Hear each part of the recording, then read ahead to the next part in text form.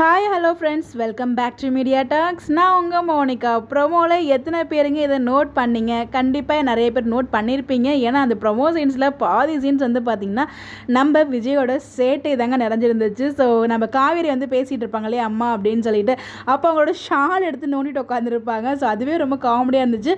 அப்புறம் அவங்க அம்மா ஃபேஸை காமிச்சு திருப்பி இந்த பக்கம் காமிச்சா நம்ம விஜய் தாங்க காவேரி மாதிரி பேசுவார். அதில் காவேரி மாதிரி பேச மட்டும் மாட்டார், அந்த ரியாக்ஷன் கொடுக்குறது, அந்த காதோட அந்த முடி எடுத்து விடுறது, அதுக்கப்புறம் அதையுமே காவேரியுமே நோட் பண்ணுவாங்க.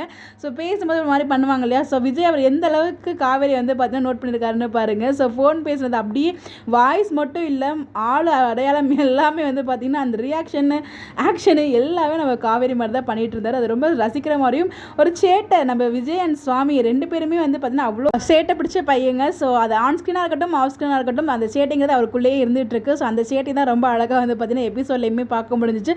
அவரோட சும்மாவே இருக்க முடியலங்க. காவேரி பேசும்போது காவேரி என்னன்றார், அப்புறம் பேசிகிட்டு இருக்கும்போது ஏதாச்சும் ஒரு ரியாக்ஷன் கொடுத்துட்டே தான் பேசிகிட்டு இருந்தார்.